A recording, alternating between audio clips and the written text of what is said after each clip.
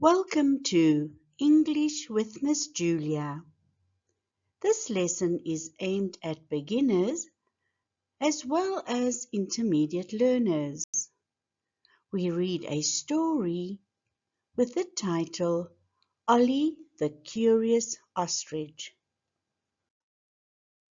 I encourage you to pause the video regularly, identify new vocabulary, and practice your pronunciation. That being said, let's get started.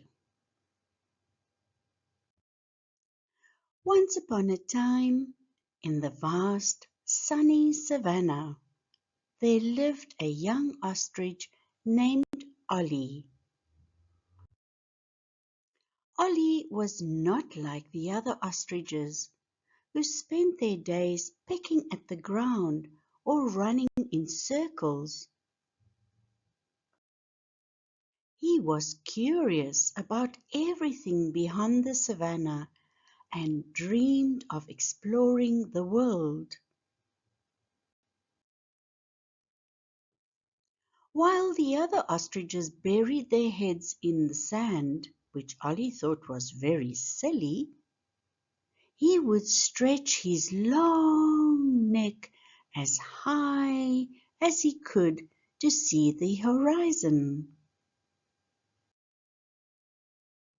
What's out there? He wondered. Are there mountains, oceans, forests? I want to see it all. One day, Ollie decided he couldn't wait any longer. He fluffed his feathers, took a deep breath, and announced to his family,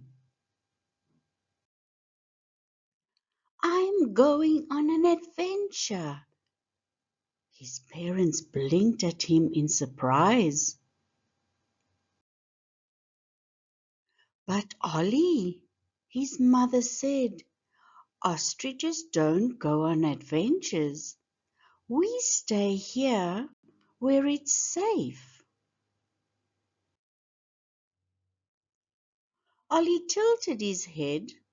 "But how will I ever learn about the world if I don't explore it?" His father sighed. "The world is big and dangerous, Ollie. What if you get lost?" Ollie thought for a moment and then smiled. "Then I'll find my way back. I have to try." With a determined heart, Ollie set off early the next morning. The sun was just rising, painting the sky in shades of pink and orange. He waved goodbye to his family and promised to return with stories of his adventures. The other ostriches watched him go, shaking their heads. Ollie's first stop was the watering hole, where he met a family of zebras. "Where are you going, Ollie?" asked a young zebra named Zara. "I'm exploring the world," Ollie replied proudly. Zara's eyes widened. "Can I come too?" Ollie smiled. "Of course, the more the merrier." Together, Ollie and Zara set off across the savannah. They chatted about their dreams and the things they hoped to see. Zara wanted to find a field of the sweetest grass, while Ollie dreamed of seeing the ocean. They laughed and ran, their excitement growing with every step. As they travelled, they came across a tall baobab tree. At the top, a mischievous monkey named Milo was swinging from branch to branch. "Where are you two off to?" Milo called down. "We're exploring the world," Ollie shouted back. Milo grinned. "Mind if I join? I know all the best spots." With Milo leading the way, the trio ventured into the forest. Milo showed them how to swing on vines and find the juiciest fruits. Ollie and Zara had never seen so many trees in one place. "This is amazing," Ollie said, his eyes wide with wonder. But as they ventured deeper, the forest grew darker and quieter. Zara began to feel nervous. "What if we get lost?" she whispered. Ollie patted her gently with his wing. "Don't worry, we'll stick together. And Milo knows the way, right?" Milo nodded confidently. "Trust me, I've got this." Just as they were about to turn back, they heard a strange rustling in the bushes. Out popped a tiny, scared antelope named Ollie. "I'm lost," Ollie cried. "Can you help me find my family?" Ollie's heart went out to the little antelope. "Of course we'll help you," he said. With Ollie now part of the group, they retraced their steps through the forest. Milo climbed trees to get a better view, while Ollie used his height to spot landmarks. Zara stayed close to Ollie, comforting her. "We'll find your family, don't worry," Zara said softly. After what felt like hours, they finally heard the sound of antelope calls. "That's them!" Ollie exclaimed, her eyes lighting up. They followed the sound and soon found Ollie's family grazing in a clearing. "Thank you so much," Ollie said, hugging Ollie's leg. "You're the best friend ever." As they left the forest, the sun began to set, painting the sky in shades of gold and purple. "What's next?" Zara asked. Ollie looked out at the horizon. "I think it's time to find the ocean," he said. Milo clapped his hands. "I've always wanted to see the ocean. Let's go." The next morning, They set off toward the east, where Ollie had heard the ocean lay. Along the way they crossed rivers, climbed hills, and even helped a turtle flip back onto its feet. "This is the best adventure ever," Zara said, her tail swishing happily.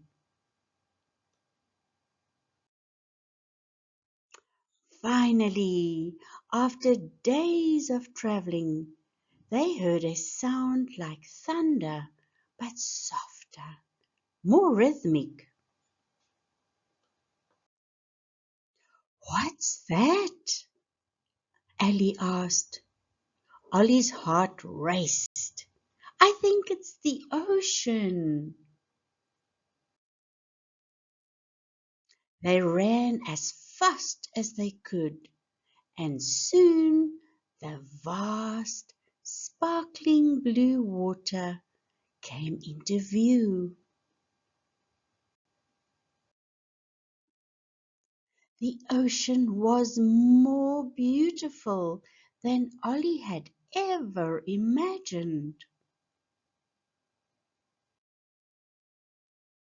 The waves crashed against the shore, and the salty breeze tickled his feathers.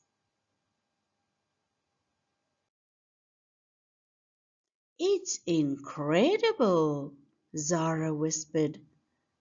Milo was already climbing a palm tree to get a better view.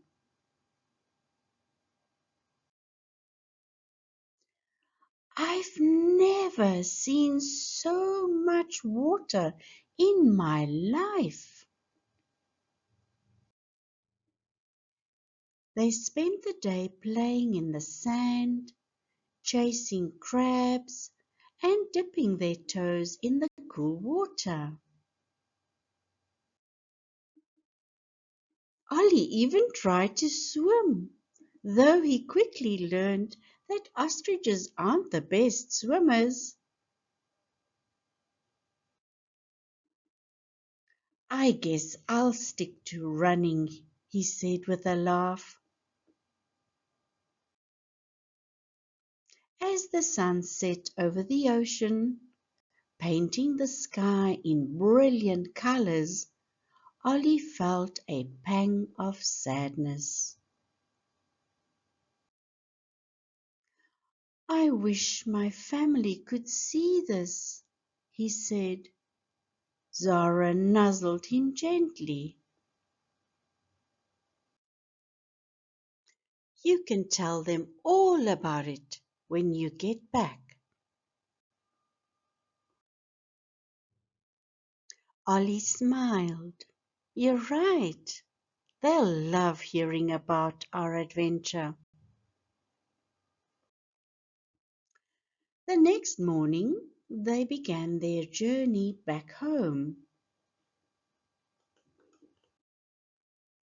Along the way they retraced their steps, revisiting the places they'd been and the friends they'd made. Ali's family thanked them again, and Milo showed them a shortcut through the forest. When they finally returned to the savannah, Ollie's family rushed to greet him. "You're back!" his mother cried, wrapping her wings around him. "We were so worried." Ollie laughed. "I told you I'd come back. And guess what?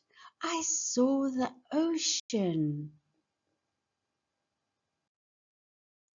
Ollie spent the next few days telling his family and friends all about his adventure.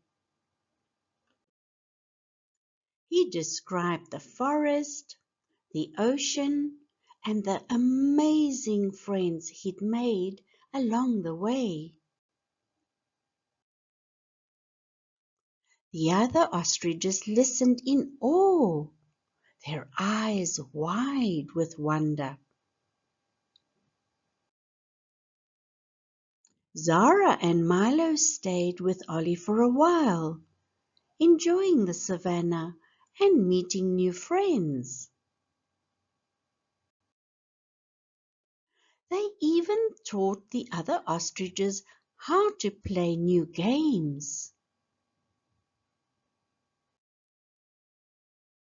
You were right, Ollie, Zara said one evening.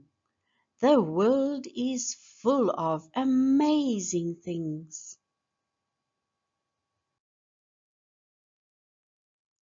As the days passed, Ollie realized something important. Adventures are wonderful, he said to his parents, but it's also nice to come home. His father smiled. Home will always be here for you, Ollie, no matter where you go. One day, Ollie gathered everyone together. I've decided something, he announced.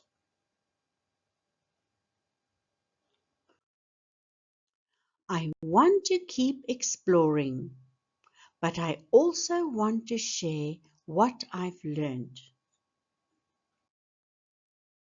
Let's make the savannah a place where everyone can learn about the world. With the help of his friends, Ollie created a savannah school. They taught the other animals about the forest, the ocean, and the importance of curiosity and bravery. Ollie even showed them how to stretch their necks to see the horizon. The Savannah School became a huge success. Animals from all over came to learn and share their own stories. Ollie's dream of exploring the world had turned into something even bigger, a way to bring the world to the savannah. Years passed, and Ollie grew into a wise and respected ostrich. He never stopped exploring, but he always returned home to share his stories. His adventures inspired countless others to be curious, brave, and kind. One evening, as the sun set over the savannah, Ollie stood with his family and friends, watching the sky turn brilliant colors. The world is so big, he said softly, but no matter how far I go, this will always be my favorite place. And so Ollie, the curious ostrich, lived a life full of adventure, friendship, and discovery. He proved that even an ostrich could explore the world, and that the greatest adventures often lead you back home.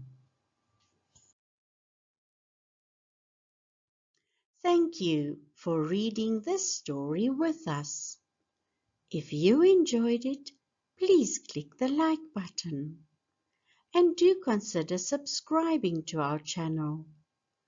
This way, we may reach learners from all over the world and assist them in their English language. We look forward to seeing you in our next lesson.